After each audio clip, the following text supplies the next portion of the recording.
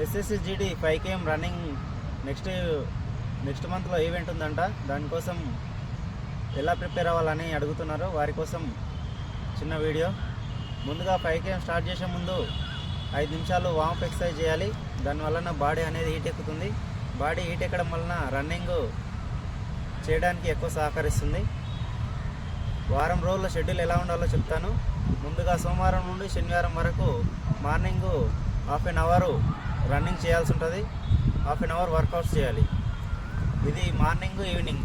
Morning half an hour running, half an hour workouts. Evening half an hour running, half an hour workouts చేయాలి. ఇలా చేసిన తర్వాత Sunday రోజు morning 5 km test పెట్టుకోవాలి.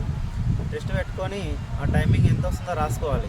పోయిన వారానికి ఈ వారానికి ఏమైనా డిఫరెన్స్ ఉందా చెక్ చేసుకోవాలి మనమే.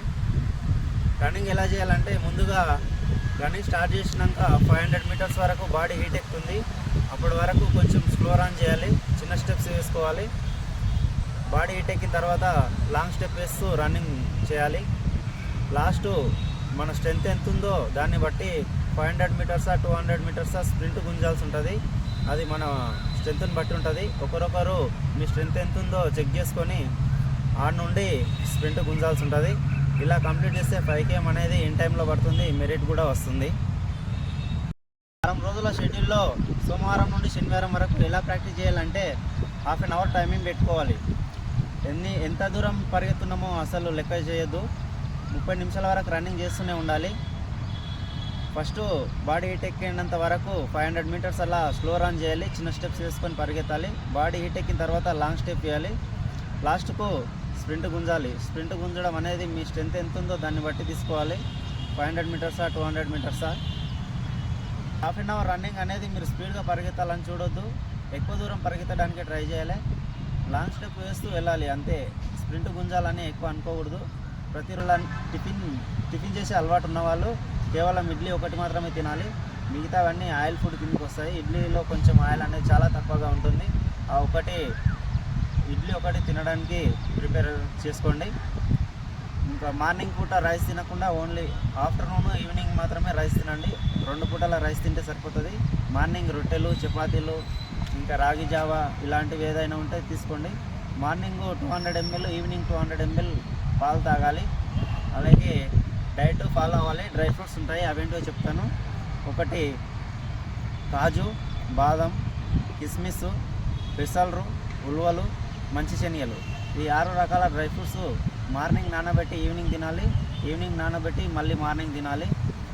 మీకు అలవాటు లేకుంటే కొన్ని తింటూ అలవాటు చేసుకోవాలి. ఒకేసారిగా ఎక్కువ తినడం వలన బాడీ హీట్ ఎక్కుతుంది. దానివల్ల అనుకోవాలి. ఒకేసారిగా ఎక్కువ తినడం వలన బాడీ హీట్ ఎక్కుతుంది. దానివల్ల మోషన్స్ అయ్యే అవకాశం ఉంటుంది. కాబట్టి మీకు ఇప్పుడే కొత్తగా స్టార్ట్ చేసిన వాళ్ళైతే కొన్ని తింటూ బాడీకి దాన్ని అలవాటు చేసుకోండి. రన్నింగ్ స్టార్ట్ చేసినాక బాడీ హీట్ ఎక్కినంత వరకు స్లో రన్ చేయకపోతే స్పీడ్గా కనుక రన్ చేసినామైతే రన్నింగ్ ఆగిపోవాలనిపిస్తుంది. కాబట్టి ముందుగానే స్పీడ్గా తీసుకోకుండా స్లో రన్ చేయాలి. బాడీ హీట్ లాంగ్ స్టెప్ తీసుకుంటే అప్పుడు రన్నింగ్ అనేది ఎక్కువ చేయడానికి అవకాశం ఉంటుంది. ఇంకా 2 km 3 km అయిపోయిన తర్వాత ఇంకా రన్నింగ్ ఆపేయాలనిపిస్తుంది. కానీ ఆపకండి. ముందులా ఎవరైనా వెళ్తున్నారో వాళ్ళని టార్గెట్ చేసుకోండి. వాళ్ళలాగే ఉన్నాము. ఇక్కడ ప్రాక్టీస్ ఒక్కటే తేడా వస్తుంది. కాబట్టి మీరు వీలైనంత ఎక్కువ ప్రాక్టీస్ చేయండి. రన్నింగ్ ఎంత ఎక్కువ ప్రాక్టీస్ చేస్తే మీకు అలసట అనేది అంత తక్కువగా వస్తుంది. అలాగే ఎక్కువ దూరం రన్నింగ్ చేయడానికి ప్రయత్నించండి. తక్కువ దూరం రన్నింగ్ చేసి ఇన్ టైంలో రావాలి, మెరిట్ రావాలంటే కుదరదు. ఎక్కువ దూరం రన్నింగ్ ప్రాక్టీస్ చేయడం వలన మన బ్రీతింగ్ అనేది కంట్రోల్ అవుతుంది. బాడీ మొత్తం స్ట్రాంగ్ అవుతుంది. అప్పుడు మాత్రమే మనం ఇన్ టైంలో రన్నింగ్ వస్తుంది, మెరిట్ కూడా వస్తుంది. మార్నింగ్ ఈవినింగ్ రన్నింగ్ చేసి వర్కౌట్ చేయడం వలన బాడీ కొంచెం పెయిన్స్ వస్తుంటాయి. ఈ పెయిన్స్ తగ్గాలంటే మధ్యాహ్నం పూట స్విమ్మింగ్ కూడా అవైలబుల్ ఉంటే స్విమ్మింగ్కి వెళ్ళండి. పడుకునే ముందు బాడీ మొత్తం ఆయిల్ మసాజ్ చేసుకొని పడుకోండి. దీనివలన కండరాలు అనేటివి లూజ్ అయ్యి పెయిన్స్ అనేవి తగ్గుతాయి. బాడీ అనేది మార్నింగ్ రన్నింగ్ చేయడానికి సహకరిస్తుంది. రన్నింగ్ చేసేవారు ముఖ్యంగా మందు, సిగరెట్, గుట్కాలకి దూరంగా ఉండాలి. వీటి వలన చాలా ఎఫెక్ట్ పడుతుంది. ఈ ఈవెంట్ అయిపోయిన రోజులు మందుకు, సిగరెట్కు, గుట్కలకు దూరంగా ఉండండి. మీరు బరువు ఎక్కువగా ఉన్నాం, మా రన్నింగ్ ఇన్ టైంలో పడతలేదని అసలు బాధపడద్దు. మా ట్రైనింగ్ సెంటర్లో ఒక అతను 97 kgs ఉన్నాడు, 5K 24 minutesలో కంప్లీట్ చేస్తున్నాడు. ఆయన కాన్ఫిడెన్స్ అంత పెద్ద లెవెల్లో ఉంది కాబట్టి కొట్టగలుగుతున్నాడు. మీరు కూడా కాన్ఫిడెన్స్ని కోల్పోకండి. 5K క్వాలిఫై అయ్యడానికి ముందుగా లాంగ్ రన్ ప్రాక్టీస్ చేయాలన్నట్టు. మీరు ఎంత ఎక్కువ దూరం రన్నింగ్ ప్రాక్టీస్ చేస్తే మీకు 5K అనేది అంత చిన్నగా అనిపిస్తుంది. కాబట్టి వీలైతే రోజు 10 km అలా ప్రాక్టీస్ చేయడం మొదలు పెట్టండి. దానివల్ల 5K అనేది చాలా ఈజీ అవుతుంది. మిమ్మల్ని మీరు మోటివేట్ చేసుకుంటూ పరిగెత్తండి. మీకంటే ముందు ఎవరైతే పరిగెత్తున్నారో వాళ్ళని టార్గెట్ చేసుకుంటూ పరిగెత్తండి. వేసే ప్రతి అడుగు చివరి అడుగు అనుకొని పరిగెత్తితే విజయం మీ సొంతం అవుతుంది. Okay, all the best. Running అనేది టోస్ పైన పరిగెత్తాలి. మొత్తం ఫుట్ అనేది భూమి పైన ఆనిస్తే 1 minute అనేది ఎక్కువ టైం పడుతుంది. టోస్ పైన ఉరికే వాళ్ళు మొత్తం ఫుట్ ఆనించే వాళ్ళకంటే 1 minute ముందు వస్తారు. సో కాబట్టి ప్రతి ఒక్కరు ప్రాక్టీస్ చేసేటప్పుడే టోస్ పైన పరిగెత్తడానికి ప్రయత్నం చేయండి.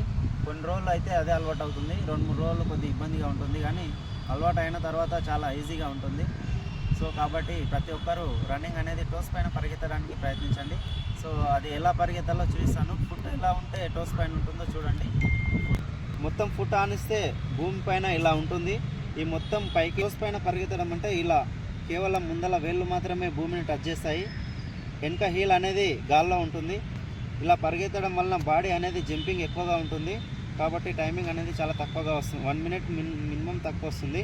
కాబట్టి ప్రతి ఒక్కరు టోస్ పైన పరిగెత్తడానికి ప్రయత్నించండి. ఇప్పుడు ఒకసారి పరిగెత్తి చూపిస్తాం.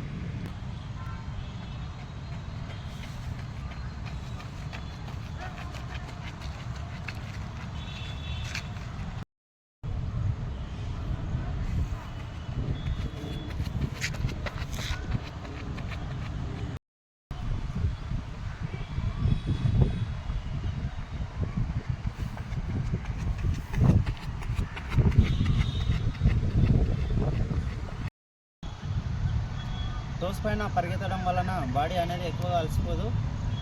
జంపింగ్ స్ప్రింగ్ లాగా ఉంటుంది. మనం రన్నింగ్ చేసేటప్పుడు స్ప్రింగ్ లాగా పైకి లేపినట్లు కనిపిస్తుంది.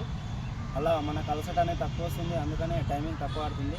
మొత్తం ఫుట్ భూమి పైన ఆనించడం వలన బాడీ అనేది కొంచెం షేక్ అయినట్టు అవుతుంది.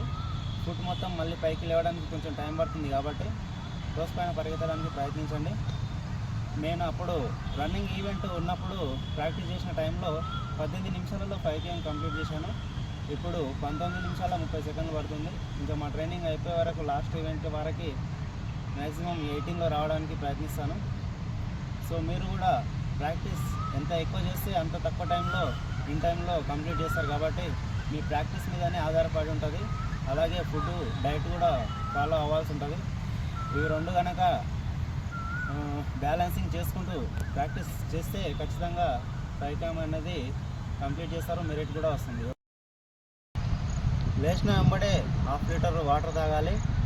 మీకు అవైలబుల్ ఉంటే గోరువెచ్చని నీళ్ళు తాగడానికి ప్రయత్నించండి. రన్నింగ్ స్టార్ట్ చేసే వరకు మ్యాక్సిమం 1 లీటర్ వాటర్ తాగేటట్లు చూసుకోండి. దానివలన బాడీ అనేది తొందరగా అలసిపోకుండా ఉంటుంది. ఈవెంట్ రోజు మీరు ఏదైనా ఎనర్జీ డ్రింక్ తాగాలనుకుంటే ఈవెంట్కు 1 hour బిఫోరే తాగండి. ఒకవేళ తక్కువ టైంలో ఉన్నప్పుడు ఎనర్జీ డ్రింక్, వాటర్ కానీ తీసుకుంటే రన్నింగ్ అనేది కంఫర్టబుల్గా పరిగెత్తలేము. కాబట్టి ముందు 1 hour బిఫోర్ ఏమైనా ఎనర్జీ డ్రింక్స్ ఉంటే ముందే తాగేసేయండి.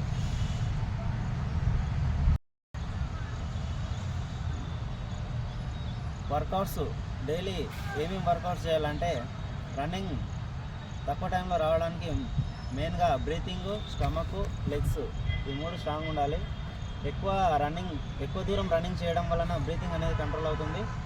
స్టమక్ వర్కౌట్స్ చేయడం వలన స్టమక్ అనేది పెయిన్ రాకుండా ఉంటుంది. పేగుల్లో పట్టేయడం అలాంటివి జరగవు. అందుకు స్టమక్ వర్కౌట్స్ చేయాలి. లెగ్ వర్కౌట్ టైంలో రన్నింగ్ కంప్లీట్ చేస్తాము. So legs workouts, stomach workouts, breathing workouts ఈ 3 ప్రతిరోజు టైం టేబుల్లో ఉండేలా చూసుకోండి. ఈ 3 చేయడం వలన బాడీ అనేది మొత్తం స్ట్రాంగ్గా ఉంటుంది. రన్నింగ్ కూడా ఇన్ టైంలో మెరిట్లో కంప్లీట్ చేయగలుగుతాం.